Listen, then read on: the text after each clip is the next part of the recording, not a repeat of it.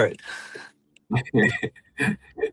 Guys, the wash up. Our whole sales team sits with a mortgage broker from Shaw, Zach from Shaw Finance, and we do the wash up after the budget. What it means to finance, what's happening with AI in finance. Stay tuned. We're going to talk about it. Some really interesting stuff.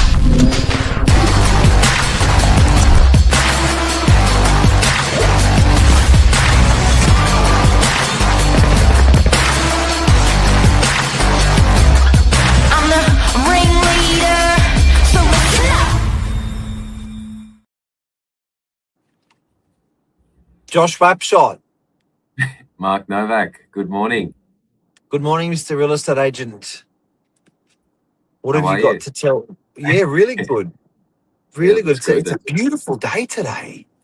Yeah, weather's been good. Just a little bit chilly coming into winter, but at least the sun's been out a little bit better than the rain we've seen recently. But yeah, straight into AI meets finance. We had a really insightful meeting with the team yesterday, and we thought we'd share it with all you guys this morning. And it was a bit of a machine gun with questions. The amount of questions that the sales reps threw at the mortgage broker I reckon there was over 100 questions. So we wanted to go through the highlighted ones today and what people may be thinking about, how's lending being affected with funding, how negative gearing is being affected with funding, how anything related to that budget is being affected with funding. There's, and then what I thought was really interesting is who's not borrowing money and who is borrowing money from mortgage brokers. What did you take from yesterday? Yeah, probably three big things. Self-managed super funds on the push. He said Zach had mentioned that there's a lot of clients that are applying for finance under the self-managed super fund and still buying. Number two, for investors, he's seen about a 30% deduction to serviceability. So taking that purchasing power out of that pocket there. And number three, finance levels are steady. And it seems to be a lot of people are either upgrading the family home with renovations or they're upgrading that asset altogether with a cheaper changeover rate. So obviously, if you're coming from a unit, you're down 10%, and then moving into a more expensive asset, down 10%, that overall changeover is going to be less. So he is seeing still very active owner-occupiers looking to upgrade their number one asset, their owner-occupier. I find that really exciting that, and a little bit unusual that in a changing market that we're in, it's actually a better time to upgrade because the changeover dollars, if you're doing funding at the moment and you're going to be buying something bigger, this is actually an incredibly perfect market to be doing that. Your changeover on the same changeover, selling your property and buying the same property. If you did this a year ago, your mortgage, your changeover price, your mortgage you would have taken it with you for 30 years would have been larger. Definitely, yeah. And I had I literally had a discussion after that meeting. I had a client come in.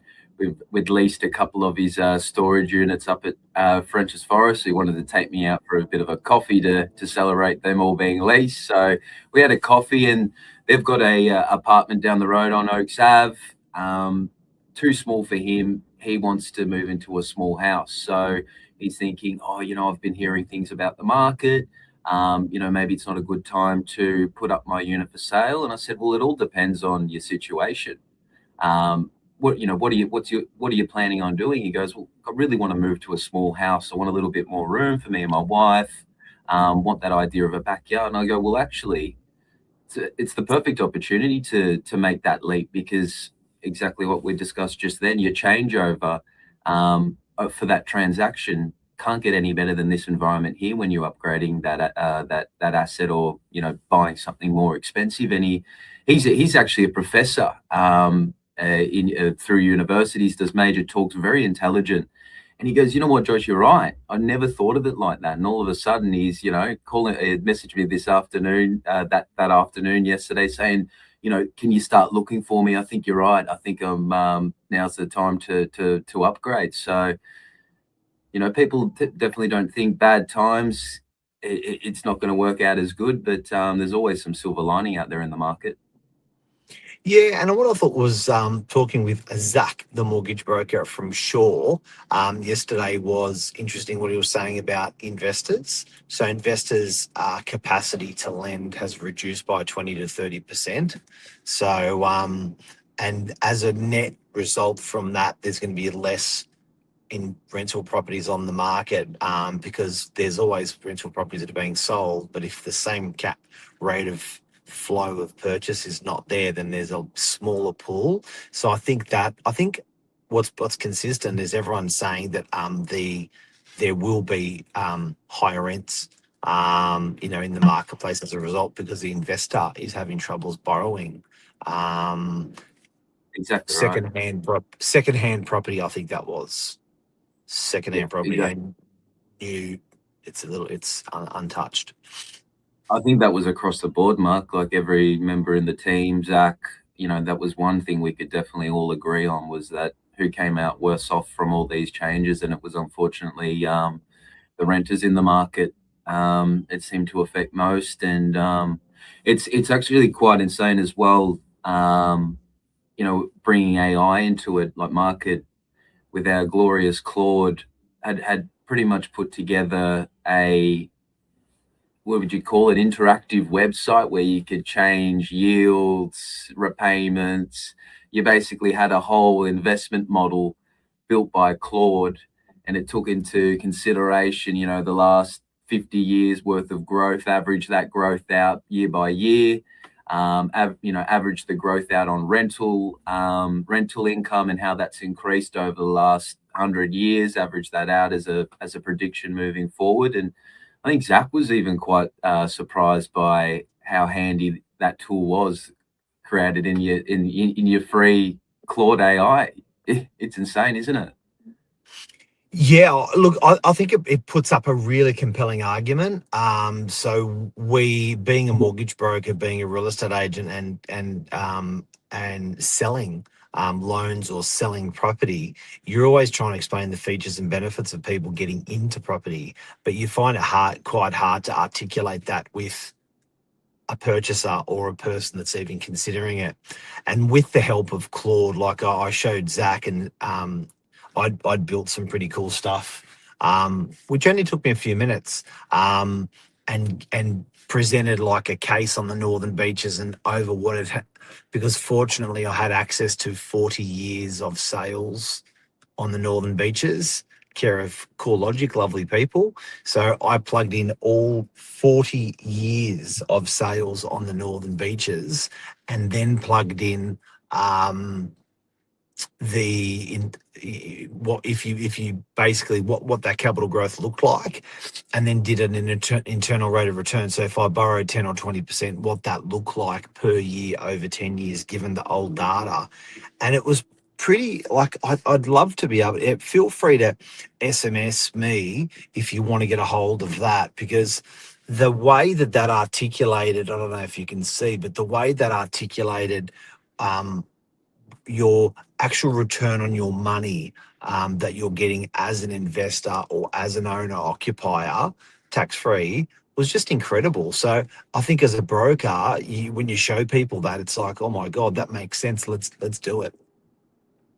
Definitely. And like even for myself, I played around with that last night. You sort of get caught in a rabbit hole, and you look up and you spent 2 hours just interacting with Claude. But I'd purchase one of the new Casa del Mars off the plan that's down here in DY, and I ran a few scenarios through it, and it was quite crazy, the fact of, or the difference with and without negative gearing. The scenarios I'd given it was, this is my end goal: buy as much property as I can.